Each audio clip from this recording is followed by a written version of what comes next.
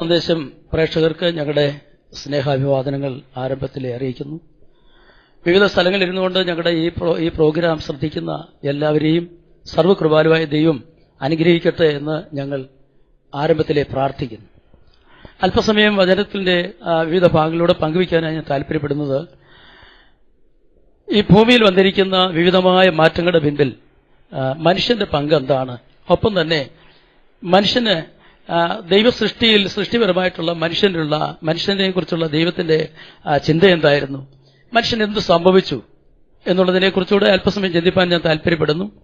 വളരെ ചുരുങ്ങിയ സമയത്തുള്ള നടക്കുന്ന ഒരു പ്രോഗ്രാം ആയതുകൊണ്ട് വളരെ ചുരുക്കമായി ദൈവത്തിന്റെ തിരുവചനത്തിലെ വിവിധ ഭാഗങ്ങളിലൂടെ അല്പസമയം ആ വിഷയത്തോട് ചേർന്ന് പങ്കുവയ്ക്കാൻ താല്പര്യപ്പെടുക. ഈ പ്രപഞ്ചത്തിന്റെ സൃഷ്ടി എന്നുള്ളത്, പ്രപഞ്ചത്തിന്റെ ഉൽപ്പത്തി എന്നുള്ളതിനെ പറ്റി മനുഷ്യൻ വളരെ ശ്രദ്ധയോടെ വീക്ഷിക്കുകയും മനുഷ്യന്റെ സകല ജ്ഞാനവും ഉപയോഗിച്ച് മനുഷ്യൻ ഈ പ്രപഞ്ചത്തിന്റെ ഉൽപ്പത്തിയെക്കുറിച്ച് അറിയുവാനായി താല്പര്യപ്പെടുകയും ചെയ്യുന്നു. പലരും പല നിഗമനത്തിലും വന്നെത്തിയിട്ടുണ്ട്. എന്നാൽ പലരുടെയും വാക്കുകളൊക്കെ തന്നെ ഊഹാപോഹങ്ങളായി മാത്രം മാറുമ്പോൾ ഈ പ്രപഞ്ചത്തിന്റെ സൃഷ്ടിയെക്കുറിച്ച് വ്യക്തമായ ഒരു രൂപരേഖ തരുന്നത് ദൈവത്തിന്റെ വചനമാണ്. അതിനകത്ത് ഈ ഭൂമി മാത്രമല്ല, ആകാശമണ്ഡലത്തിലെ നക്ഷത്രങ്ങള് തുടങ്ങിയുള്ള സകലത്തെയും കുറിച്ചുള്ള സൃഷ്ടിയുടെ ഉൽപ്പത്തി വിവരങ്ങളൊക്കെ തന്നെ തിരുവചനത്തിൽ വ്യക്തമായി രേഖപ്പെടുത്തിയിട്ടുണ്ട്.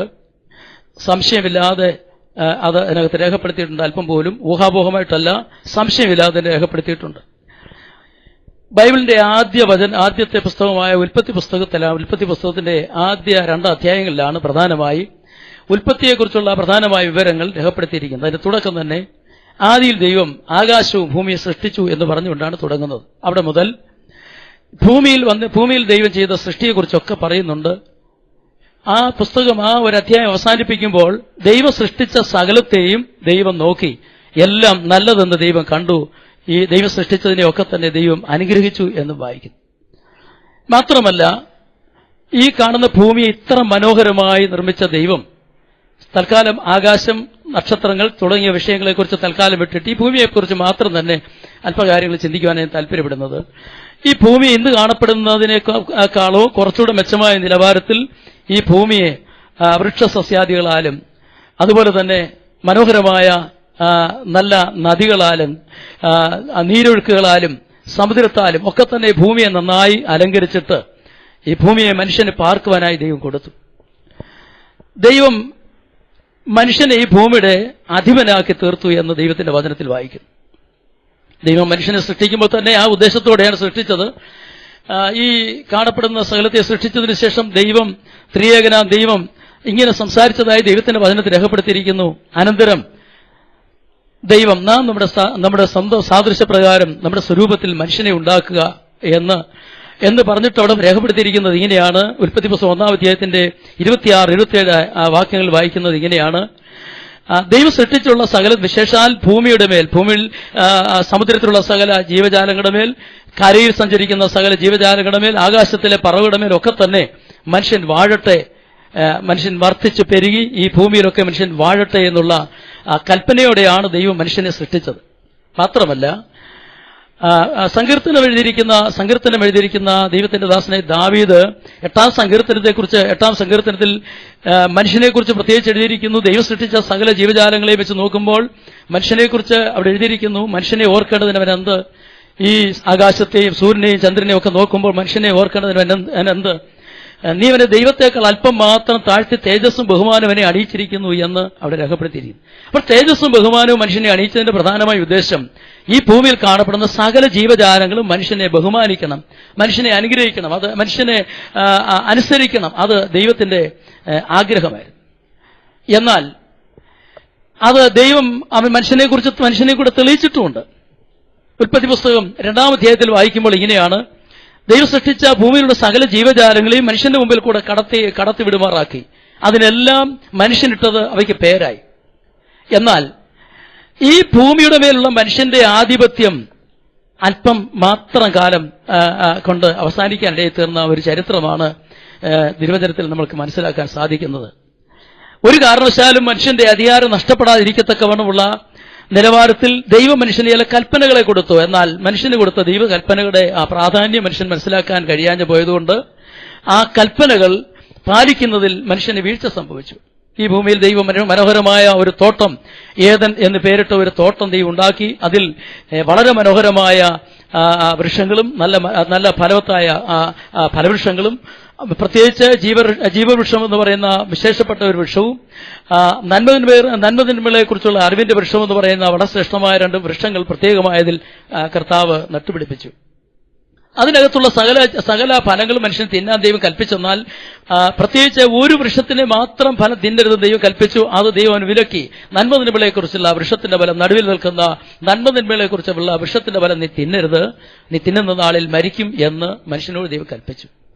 എന്നാൽ മനുഷ്യന്റെ ഈ ഉയർച്ച കണ്ടിട്ട്, മനുഷ്യനെ ദൈവം സൃഷ്ടിച്ച് ഇത്രമാത്രം ഉന്നതമായ പദവിയിൽ എത്തിച്ചത് കണ്ടിട്ട് അസൂയാലുവായി തീർന്ന ദൈവസൃഷ്ടിയിൽപ്പെട്ടവനും അസൂയാലുവായി തീർന്നവനായ സാത്താൻ മനുഷ്യനെ ഏതു വിധേനയെങ്കിലും തെറ്റിക്കണമെന്നും ദൈവമായിട്ടുള്ള മനുഷ്യന്റെ ബന്ധം തകർക്കണമെന്നും മാത്രമല്ല ഈ മനുഷ്യന് കൊടുത്തതായ ഈ മനോഹരമായി അനുഗ്രഹിച്ചു കൊടുത്തതൊക്കെ തന്നെ നശിക്കണമെന്നുള്ള ചിന്താഗതിയോടുകൂടി മനുഷ്യന്റെ അടുക്കൽ അവൻ വന്നെടുത്തു. ദൈവം തിന്നരുതെന്ന് കൽപ്പിച്ച വൃക്ഷഫലം വളരെ തന്ത്രപൂർവ്വം മനുഷ്യനെ കൊണ്ട് തീറ്റിച്ചു. അതിന്റെ ഫലമെന്തായി ഉണ്ടായത്? മനുഷ്യൻ ഈ ഫലം തിന്നു കഴിഞ്ഞപ്പോൾ സംഭവിച്ച കാര്യം, എപ്പോഴും ദൈവവുമായി ബന്ധപ്പെടുവാൻ ആഗ്രഹിച്ച മനുഷ്യൻ ഈ ഫലം തിന്നു കഴിഞ്ഞപ്പോൾ ദൈവത്തിന്റെ അടുക്കൽ വെട്ടപ്പെടുവാൻ അവന്റെ ഹൃദയം ഭയപ്പെടുന്നതായിട്ട് കാണുന്നു. ദൈവം വിളിക്കുന്ന ശബ്ദം കേൾക്കുവാൻ അവന് കഴിവില്ലാത്തവനായി, ദൈവത്തിന് മുൻപാകെ പ്രത്യക്ഷപ്പെടുവാൻ കഴിവില്ലാത്തവനായി വൃക്ഷത്തിന്റെ മറവിൽ പോയി അവൻ ഒളിക്കുന്നു. ദൈവം വന്ന് മനുഷ്യനെ വിളിക്കുന്നു. നീ എവിടെയെന്ന് അവനോട് ചോദിക്കുന്നു. ഞാൻ നഗ്നനാകിയാൽ ഞാനിവിടെ വൃക്ഷത്തിന്റെ വീട്ടിൽ ഒളിച്ചിരിക്കുകയാണെന്ന് അവൻ പറയുന്നു. ദൈവം അവനോട് ചോദിക്കുന്നു, ഞാൻ നിന്നോട് തിന്നരുതെന്ന് പറഞ്ഞ് കൽപ്പിച്ച വൃക്ഷഫലം നീ തിന്നോ? ഇങ്ങനെ ദൈവം മനുഷ്യനോട് കാര്യങ്ങൾ ചോദിക്കുമ്പോൾ വളരെ സ്നേഹത്തോടുകൂടി ദൈവം സൃഷ്ടിച്ച സൃഷ്ടിയുടെ ആരംഭത്തിൽ തന്നെ, മനുഷ്യനെ സൃഷ്ടിച്ചപ്പോൾ തന്നെ മനുഷ്യന് കൂട്ടായിരിക്കേണ്ടതിന് വേണ്ടി അവന്റെ വാരിയിൽ നിന്ന് തന്നെ ഒരു വാരിൽ എടുത്തു മാറ്റി അതുകൊണ്ട് ഒരു സ്ത്രീയെ ഉണ്ടാക്കി അവന് തുണയായി കൊടുത്തു, തക്ക തുണയായി കൊടുത്തു. ഈ തുണയായി കിട്ടിയ സ്ത്രീയെ കണ്ടപ്പോൾ അവൻ ആദ്യം ഇങ്ങനെ പറഞ്ഞു, ഇതെന്റെ മാംസത്തിൽ നിന്ന് മാംസവും എന്റെ ജഡത്തിൽ നിന്ന് ജഡവുമാകിയാൽ ഇവൾക്ക് നാരി എന്ന് പേരാകുമെന്ന്, മനുഷ്യനിൽ നിന്ന് അവനെ എടുത്തതുകൊണ്ട്, ഇവളെ എടുത്തതുകൊണ്ട് നാരി എന്ന് പേരാകുമെന്ന് അവൻ പറയേണ്ടിത്തീർന്നു. ചുരുക്കത്തിൽ അവന്റെ സ്നേഹത്തിന്റെ ഭാജനമായി ആയിരുന്നതായ ഈ സ്ത്രീ മനുഷ്യൻ പാപം ചെയ്തു കഴിഞ്ഞപ്പോൾ, ദൈവത്തിന് മുൻപാകെ നിൽക്കാൻ അവന് കഴിവില്ലാത്തവനായി വന്നു കഴിഞ്ഞപ്പോൾ അവൻ ചെയ്യുന്ന പ്രവൃത്തി, ദൈവം ചോദ്യം ചെയ്യുന്ന സമയത്ത് ഒഴിഞ്ഞു മാറേണ്ടതിന് വേണ്ടി അവന്റെ സംഭവിച്ച കുറ്റം സ്ത്രീയുടെ മേൽ ചാരി ഒഴിഞ്ഞു മാറാൻ ശ്രമിക്കുന്നു. എന്നാൽ മനുഷ്യനെ കൊണ്ട് പാപം ചെയ്യിക്കുവാൻ വേണ്ടി സാത്താൻ എന്ന് ഉപയോഗിച്ച ദൈവം സൃഷ്ടിച്ച ജീവജാലങ്ങളിലെ ഏറ്റവും ബുദ്ധിയുള്ള ജീവിയായിരുന്ന പാമ്പിനെ ഉപയോഗിച്ചുകൊണ്ട് മനുഷ്യനെ കൊണ്ട് തെറ്റിക്കുവാനായി സാത്താൻ ഉപയോഗിച്ചു. ഇതിന്റെ ഫലമായി ദൈവം സൃഷ്ടിച്ചതിലെ ഏറ്റവും ബുദ്ധിയുള്ള ജീവിയായി സൃഷ്ടിക്കപ്പെടുന്നതായ പാമ്പിനെയും മനുഷ്യനെയും തന്റെ ഭാര്യയെയും ദൈവം വിസ്തരിച്ച് ശിക്ഷിക്കുന്നതായിട്ട് കാണാൻ സാധിക്കും. അങ്ങനെ ദൈവം കൊടുത്ത ശ്രേഷ്ഠമേറിയ പദവിയിൽ നിന്നും മനുഷ്യനെ ദൈവം തള്ളിയിറക്കി. അവനെ അവിടുന്ന് അടിച്ചിറക്കി, അവനെ അവിടുന്ന് വെളിയിലേക്ക് ഇറക്കി, ഏദൻ തോട്ടത്തിൽ നിന്ന് അവനെ പുറത്തിറക്കി. അവനെ സൃഷ്ടിക്കേണ്ടതിന് വേണ്ടി മണ്ണെടുത്ത ഭൂമിയിലേക്ക് അവനെ ഇറക്കി വിട്ടിട്ട് അവനെ അവിടേക്ക് ഇറക്കി വിടുന്നതായിട്ട് കാണാൻ സാധിക്കുന്നു. എന്നാൽ മനുഷ്യനെ ശിക്ഷിച്ച ശിക്ഷയിൽ ദൈവം പ്രധാനമായി പ്രത്യേകിച്ച് പുരുഷനോടുള്ള ദൈവത്തിന്റെ ശിക്ഷയിൽ ഇങ്ങനെ പ്രധാനമായി എടുത്തൊരു കാര്യം പറയാനായി തീർന്നു. സ്തോത്രം. നിന്റെ നിമിത്തം ഭൂമി ശപിക്കപ്പെട്ടിരിക്കും. നീ എന്റെ വാക്ക് അനുസരിക്കാതെ നിന്റെ ഭാര്യയുടെ വാക്ക് നീ അനുസരിച്ചതുകൊണ്ട് നിന്റെ നിമിത്തം ഭൂമി ശപിക്കപ്പെട്ടിരിക്കും. നമ്മൾ പിന്നീട് കാണുന്നത് ഇങ്ങനെയാണ്, നിനക്ക് ഈ ഭൂമിയിൽ നിന്ന് മുള്ളും പറക്കാരെയും മുളയ്ക്കും, നീ വേർപ്പോടെ അതിൽ നിന്ന് അഹോവൃത്തി അഴിക്കും എന്ന് തുടങ്ങി വളരെ പ്രയാസകരമായ കുറെ ശിക്ഷാവിധികൾ മനുഷ്യന്റെ മേൽ കൽപ്പിച്ചു. അതിനുശേഷം സംഭവിച്ചത്, മനുഷ്യൻ ഈ ഭൂമിയുടെ മേലുണ്ടായിരുന്ന ജീവജാലങ്ങളുടെ മേലുണ്ടായിരുന്നവന്റെ ആധിപത്യം നഷ്ടപ്പെട്ടു. അവൻ പലതിനെ ഭയപ്പെടാൻ തുടങ്ങി, അവനെ പലതും ഭയപ്പെടുത്താൻ തുടങ്ങി.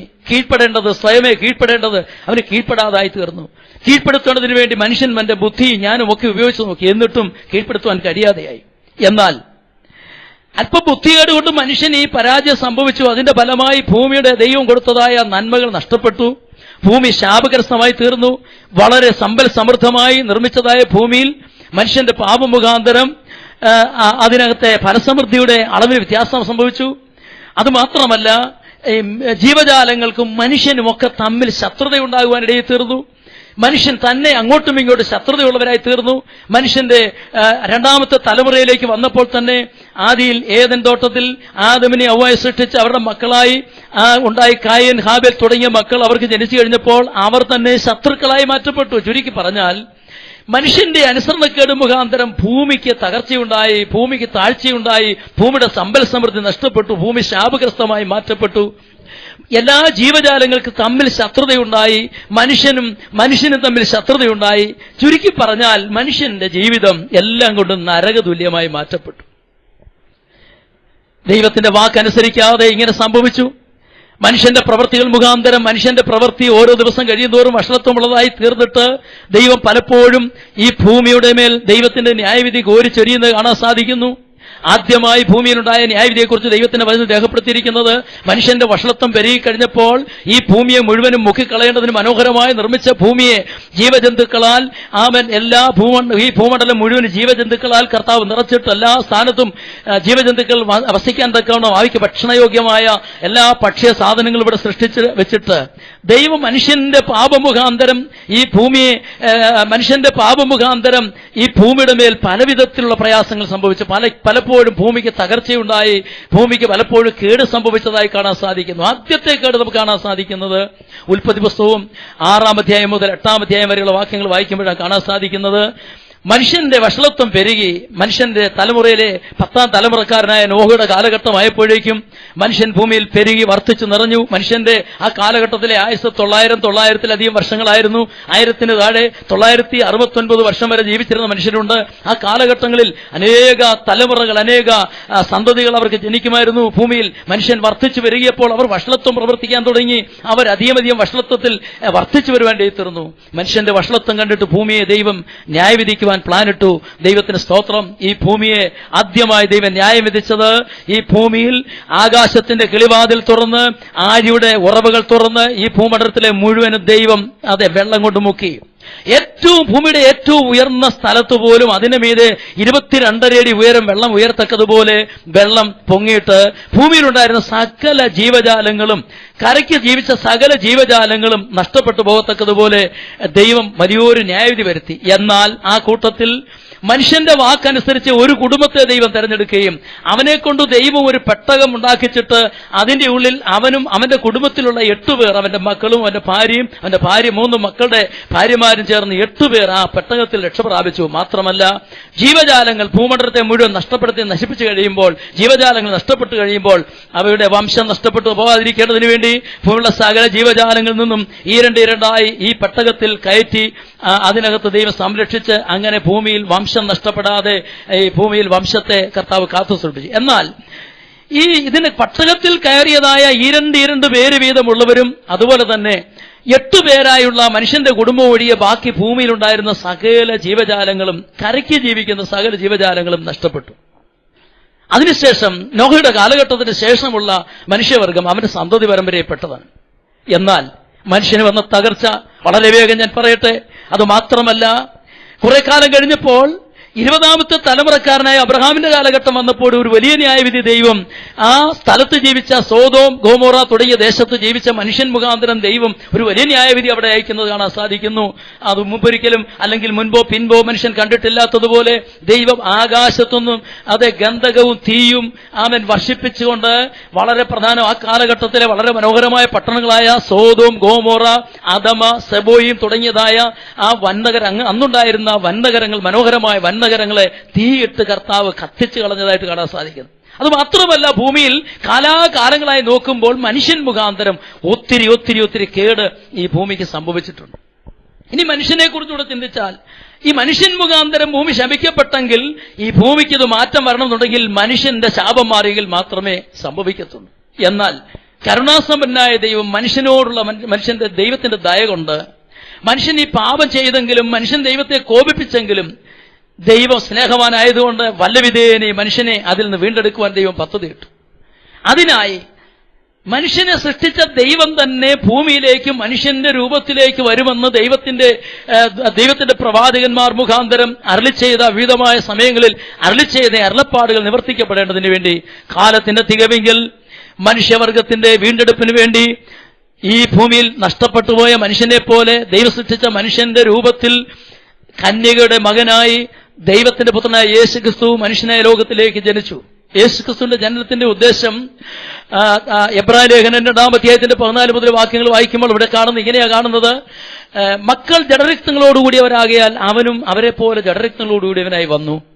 മരണത്തിന്റെ അധികാരിയായ പിശാചിനെ തന്റെ മരണത്താൽ നീക്കി ജീവപര്യന്തം മരണഭീതിയിൽ അടിമകളായിരുന്നവരെയൊക്കെയും വിടുവിച്ചു എന്ന് എഴുതിയിരിക്കുന്നു. മനുഷ്യന്റെ പാപമുഖാന്തരം മനുഷ്യനിൽ മരണം സംഭവിച്ചു. ദൈവം സൃഷ്ടിച്ച മനുഷ്യൻ മരണത്തിന് അധീനനായി മാറ്റപ്പെട്ടു. അങ്ങനെ വന്ന സ്ഥാനത്ത് മനുഷ്യന്റെ മരണം മാറ്റി മനുഷ്യനിൽ നിത്യജീവൻ കൊടുക്കേണ്ടതിന് വേണ്ടി ദൈവം തന്റെ പുത്രനായ യേശുക്രിസ്തുവിനെ ലോകത്തിലേക്ക് അയച്ചു. വാസ്തവമായി ചിന്തിച്ചാൽ ഈ ഭൂമി ഇത്രമാത്രം ശാപഗ്രസ്തമായി തീർന്നപ്പോഴും ദൈവത്തിന്റെ മനസ്സിലെ ചിന്ത എപ്പോഴും പിശാചിന്റെ പ്രവൃത്തികളെ അടിക്കുന്ന ദൈവത്തിന്റെ ചിന്ത ഈ ഭൂമിക്ക് വന്നിരിക്കുന്ന ശാപം മാറ്റി ഭൂമിയിൽ വസിക്കുന്ന മനുഷ്യനെ അനുഗ്രഹ സമ്പൂർണരാക്കി തീർക്കണം. അതിനുവേണ്ടി ദൈവം മനുഷ്യവർഗത്തിന്റെ ഉൽപ്പത്തി മുതൽ നോക്കുമ്പോൾ 20-ാം തലമുറക്കാരനായ അബ്രഹാമിനെ തെരഞ്ഞെടുത്തു. അവനെ ദൈവം അവന്റെ കുടുംബത്തിൽ നിന്നും അവന്റെ ഭാര്യയും 75 വയസ്സ് പ്രായമുള്ള സമയത്ത് അബ്രഹാമിനെ അവന്റെ ഭാര്യയും കൂടെ ദൈവം വിളിക്കുന്ന സമയത്ത് അബ്രഹാമിനോട് ദൈവം ഇങ്ങനെ കൽപ്പിച്ചു, നീ നിന്റെ പിതൃമരുത്തെയും ചാർച്ചക്കാരെ നിന്റെ സ്വന്തം ദേശത്തെയും വിട്ടുപുറപ്പെട്ട് ഞാൻ നിന്നെ കാണിപ്പാലിക്കുന്ന ദേശത്തേക്ക് പോക. ഞാൻ നിന്നെ വലിയൊരു ജാതിയാക്കും, ഞാൻ നിന്നെ അനുഗ്രഹിക്കും, നീ ഒരു അനുഗ്രഹമാകും, നീ മുഖാന്തരം ഭൂമിയിലെ സകല ജാതികളും അനുഗ്രഹിക്കപ്പെടും. ഈ വാഗ്ദത്തത്തിന്റെ സമ്പൂർണ്ണത വെളിപ്പെട്ടത് അബ്രഹാമിന്റെ സന്തതിയായി ഈ ഭൂമി ജനിക്കാനിരിക്കുന്ന കർത്താവായ യേശുക്രിസ്തുവിൽ കൂടെ ആണത് നിവർത്തിക്കപ്പെടേണ്ടത്. എന്നാൽ ഇന്നേക്ക് 2000 വർഷത്തിന് മുൻപ് കന്യകയുടെ മകനായി ദാവീദിന്റെ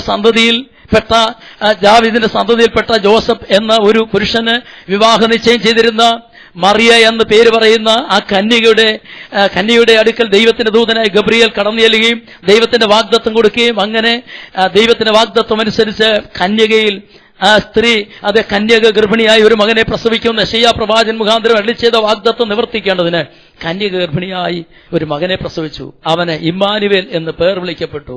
അവന്റെ പേര് അവൻ ഭൂമിയിൽ മനുഷ്യനെ അവരുടെ പാപങ്ങൾ നിരീക്ഷിക്കാനിരിക്കുന്നുണ്ട് അവന് യേശു എന്ന് പേർ വിളിക്കണം എന്ന് ദൈവത്തിന്റെ ദൂതൻ മുഖാന്തരം ദൈവം കൽപ്പിച്ചു. അങ്ങനെ കർത്താവായ യേശുക്രിസ്തു ഈ ഭൂമിയിൽ ജനിച്ചു. താൻ ഒരു 30-33 വർഷക്കാലം ഈ ഭൂമിയിൽ ജീവിച്ചു. ദൈവത്തിന്റെ സകല സമ്പൂർണതയും ദേഹരൂപമായി വസിക്കുന്നവനായി ദൈവത്തിന്റെ സ്നേഹം, ദൈവത്തിന്റെ ആർദ്രത, ദൈവത്തിന്റെ ശക്തി, ദൈവത്തിന്റെ മഹത്വം ഇതെല്ലാം ദേഹരൂപമായി വസിക്കുന്നവനായി ഭൂമിയിൽ മനുഷ്യനായ കർത്താവായ യേശുക്രിസ്തു നിലകൊണ്ടു. ഒടുവിൽ മനുഷ്യവർഗത്തിന്റെ പാപത്തിന്റെ പ്രായശ്ചിത്തമായി മനുഷ്യനേൽക്കേണ്ട ശിക്ഷാവിധി സ്വന്തം ശരീരത്തിൽ ഏറ്റെടുത്തുകൊണ്ട് മനുഷ്യന്റെ പാപത്തിന്റെ മുഴുവൻ ശിക്ഷയും തന്റെ മേൽ താൻ ഏറ്റെടുത്തുകൊണ്ട് മനുഷ്യവർഗത്തിന്റെ പാപത്തിന്റെ പരിഹാരമായി താൻ കാൽവറിയിൽ ക്രൂശിൽ യാഗമായി തീർന്നു. കർത്താവായ യേശുക്രിസ്തു ക്രൂശിൽ യാഗമായി തീർന്നപ്പോൾ ദൈവത്തിന്റെ ഉദ്ദേശം തന്റെ പുത്രനെ ക്രൂശിൽ യാഗമാക്കിയപ്പോൾ തന്റെ പുത്രനെ നോക്കിക്കൊണ്ട് ആരെങ്കിലും അവനിൽ വിശ്വസിച്ചാൽ അവന് നിത്യജീവൻ ലഭിക്കുവാനും മാത്രമല്ല അവന്റെ പാപം ക്ഷമിച്ച് അവനെ ദൈവത്തിന്റെ പൈതൽ എന്നുള്ള പദവിയിലേക്ക് കൊണ്ടുവരുവാനും സർവശക്തനായ ദൈവം പദ്ധതിയിട്ടു. അങ്ങനെ കർത്താവായ യേശുക്രിസ്തു കാൽവറിയിൽ മരിച്ചു. അവൻ അടക്കപ്പെട്ടു. 3-ാം ദിവസം താൻ ജീവനോടിരുന്ന സമയത്ത് പറഞ്ഞതുപോലെ തന്നെ 3-ാം ദിവസം താൻ ഉയർത്തെഴുന്നേറ്റു. ഏതാണ്ട് 40 ദിവസക്കാലത്തോളം താൻ സ്നേഹിച്ചതിന്റെ ശിഷ്യന്മാരോട് നടന്നതിന് ശേഷം ഒടുവിൽ 40-ാം ദിവസത്തിൽ കർത്താവ് തന്നെ അയച്ച പിതാവിന്റെ അടുക്കിലേക്ക് കരേറിപ്പോയി. അന്നു മുതൽ ഇന്നുവരെ തന്റെ നാമത്തിൽ വിശ്വസിക്കുന്നവർക്ക് പാപമോചനവും മാനസാന്തരവും ഈ ലോകത്തിൽ പ്രസംഗിച്ചു വരുന്നു. അങ്ങനെ കർത്താവായ യേശുക്രിസ്തുവിൽ കൂടെ മനുഷ്യവർഗത്തിന്റെ പാപത്തിന്റെ മോചനമുണ്ടെന്നുള്ള സദ്വാർത്തയത്രേ സുവിശേഷം. അങ്ങനെയെങ്കിൽ പാപം മുഖാന്തരം ഈ ഭൂമി ശാപഗ്രസ്തമായി തീർന്നപ്പോൾ, മനുഷ്യൻ മുഖാന്തരം ഈ ഭൂമി ശാപഗ്രസ്തമായി തീർന്നപ്പോൾ മനുഷ്യന്റെ ശാപം മാറി മനുഷ്യന്റെ ജീവിതത്തിൽ അനുഗ്രഹം വരുവാൻ ദൈവം കൽപ്പിച്ച ഏക മാർഗമാണ് ദൈവത്തിന്റെ സുവിശേഷം. ആ സുവിശേഷം മറ്റാരുമല്ല, അത് കേവലം ഒരു വാക്കല്ല, അത് ദൈവത്തിന്റെ പുത്രനായ യേശുക്രിസ്തു. കർത്താവായ യേശുക്രിസ്തുവിൽ വിശ്വസിക്കുന്ന ഏവനും നിത്യജീവൻ നൽകുവാൻ തക്കവണ്ണം ദൈവം ലോകത്തെ സ്നേഹിച്ചു, തന്റെ പുത്രനെ ലോകത്തിലേക്ക് മനുഷ്യനായി അയച്ചു. നമ്മുടെ പാപത്തിന്റെ എന്നെ കേൾക്കുന്ന സകല പ്രിയപ്പെട്ടവരെ ഓർപ്പിക്കട്ടെ, പാപം മനുഷ്യന്റെ ജീവിതത്തെ കാർന്നു നിന്നുകൊണ്ടിരിക്കുന്ന ഇന്നത്തെ കണ്ടുപിടിച്ചിരിക്കുന്ന ഏറ്റവും വലിയ മഹാരോഗത്തെക്കാളും മാരകമായ രോഗമായി മനുഷ്യന്റെ ആത്മാവിനെ, ഇത് കേവല ശരീരത്തെ മാത്രമല്ല മനുഷ്യന്റെ ആത്മാവിനെ കാർന്നു തിന്നുന്ന മാരകമായ രോഗമായി പാപം മനുഷ്യനിൽ കർത്തൃത്വം നടത്തിയ, എന്നാൽ ആ പാപത്തിന്റെ കേടുമാറ്റി ആ പാപത്തിന്റെ കെട്ടഴിച്ച് മനുഷ്യനെ അതിൽ നിന്ന് മോചിതനായി തീർക്കുവാൻ കഴിയുന്ന ഏക വ്യക്തി കർത്താവായ യേശുക്രിസ്തു. ഈ ഒരു പാപിയെങ്കിൽ ഇന്ന് പകൽ സമയം ഈ രാത്രി ഞാൻ ഓർമ്മപ്പെടുത്തട്ടെ, യേശുക്രിസ്തുവിന്റെ ക്രൂശ് മരണം എന്റെ പാപത്തിന്റെ പ്രായശ്ചിത്തമായിട്ടാണ്, ഞാൻ ഏൽക്കേണ്ട ശിക്ഷയാണ് താൻ ഏറ്റുവാങ്ങിയത് എന്ന് ഹൃദയത്തിൽ വിശ്വസിച്ചുകൊണ്ട്, യേശുവേ അങ്ങ് പാപിയായിരുന്നില്ല, ഞാൻ പാപിയായിരുന്നു, അങ്ങേറ്റ ശിക്ഷ എന്റെ ശിക്ഷയാണ്, അത് മുഖാന്തരം ഞാൻ അങ്ങ് വിശ്വസിക്കുന്നു, എന്റെ പാപത്തിന് വേണ്ടി അങ്ങ് ശിക്ഷ അനുഭവിച്ചെങ്കിൽ എന്റെ പാപനോട് ക്ഷമിച്ച് എന്നെ അങ്ങയുടെ മകനാക്കി തീർക്കണമേ എന്ന് ദൈവത്തോട് പ്രാർത്ഥിച്ചാൽ, കർത്താവായ യേശുക്രിസ്തുവിന്റെ ക്രൂശ് മരണത്തിൽ നമ്മുടെ പാപത്തെ പൂർണ്ണമായി കർത്താവ് കണക്കിട്ടിട്ട് പാപമോചനവും നിത്യജീവനും ദൈവത്തിന്റെ മകൻ എന്നുള്ള പദവിയും നമുക്ക് ലഭിക്കുവാനിടയിത്തീരുന്നു. അങ്ങനെ മനുഷ്യൻ പാപമുഖാന്തരം പിശാചിന്റെ മകനായി മാറ്റപ്പെട്ട സ്ഥാനത്ത് മനുഷ്യൻ മുഖാന്തരം ഉണ്ടായ ശാപം മാറുവാനുള്ള ഏക പോംവഴി മനുഷ്യൻ മടങ്ങി ദൈവത്തിന്റെ മകനായി മാറണം. അതിനൊരൊറ്റ മാർഗം ദൈവത്തിന്റെ വചനം നൽകി തരുന്നു. കർത്താവായ യേശുക്രിസ്തുവിനെ കൈക്കൊണ്ടവന്റെ നാമത്തിൽ വിശ്വസിക്കുന്ന ഏവർക്കും ദൈവമക്കളാകുവാൻ അവൻ അധികാരം കൊടുത്തു. ഇപ്പോൾ ഞങ്ങളുടെ ഈ വാക്ക് കേൾക്കുന്ന പ്രിയപ്പെട്ടവരെ ഞാൻ ഓർപ്പിക്കട്ടെ, മനുഷ്യന്റെ പാപം എത്ര കടുഞ്ചുവപ്പായിരുന്നാലും ദൈവത്തിന് ക്ഷമിക്കാൻ കഴിയാത്ത ഒരു പാപവുമില്ല. ഒരു കൊലപാതകയായിരുന്നാലും ഏറ്റവും വലിയ കൊടും പാപിയായിരുന്നാലും ആ പാപത്തിന്റെ കറ കഴുകിക്കളയാൻ പര്യാപ്തമാണ് യേശുക്രിസ്തുവിന്റെ രക്തം. പാപത്തിന്റെ വലിപ്പത്തെ നോക്കണ്ട, പാപത്തിന്റെ കാഠിന്യത്തെ നോക്കണ്ട. യേശുക്രിസ്തുവിന്റെ ക്രൂശ് മരണം എല്ലാ പാപവും പരിഹരിപ്പാൻ യോഗ്യമാണെന്ന് മനസ്സിലാക്കി കർത്താവായ യേശുക്രിസ്തുവിനോട് എന്റെ പാപം ക്ഷമിച്ച് എന്നെ വിശുദ്ധീകരിച്ച് ഒരു ദൈവത്തിലാക്കി തീർക്കണമേ എന്ന് പ്രാർത്ഥിച്ചാൽ നിങ്ങളുടെ പാപം പോക്കി നിങ്ങളെ ശുദ്ധീകരിച്ച് ഒരു ദൈവത്തിലാക്കി തീർക്കും. അത് മുഖാന്തരം സംഭവിക്കുന്നത് നിങ്ങൾ മുഖാന്തരം ഉളവായി മനുഷ്യന്റെ പാപമുഖാന്തരം ഉളവായി വന്ന ശാപം മാറി നിങ്ങളുടെ നിത്യജീവൻ മുഖാന്തരം നിങ്ങളുടെ മാനസാന്തരം മുഖാന്തരം ആ സ്ഥാനത്ത് ദൈവത്തിന്റെ അനുഗ്രഹം നിങ്ങളിലേക്ക് കടന്നു വരുവാൻ തരും. ഈ സന്ധ്യയെങ്കിൽ ഞങ്ങളുടെ വാക്ക് കേട്ട പ്രിയപ്പെട്ടവരോട് ഞാൻ എൻ്റെ വാക്ക് പറഞ്ഞിവിടെ നിർത്തട്ടെ. മനുഷ്യനെ ദൈവം സ്നേഹിക്കുന്നു, ഏത് കുടുംബാവിയെ ദൈവം സ്നേഹിക്കുന്നു. അതുകൊണ്ടത്രേ തന്റെ പുത്രനെ നമുക്ക് വേണ്ടി കാൽവറിയിൽ യാഗമാക്കുവാൻ കർത്താവ് അയച്ചത്. ആ കർത്താവിൽ വിശ്വസിക്കുവാൻ നമുക്കിടയായിത്തീരട്ടെ. ഈ വാക്കുകൾ നിങ്ങൾക്ക് പ്രയോജനമായി തീർന്നുവെന്ന് ഞങ്ങൾ വിശ്വസിക്കുന്നു. തുടർന്നും തുടർന്നുള്ളതായ ഞങ്ങളുടെ പ്രക്ഷേപണങ്ങളെ നിങ്ങൾ കേൾക്കുക, അധികം അനുഗ്രഹം പ്രാപിപ്പാൻ ഇടയായിത്തീരുക. കർത്താവ് നിങ്ങളെല്ലാവരെയും ആശീർവദിക്കട്ടെ.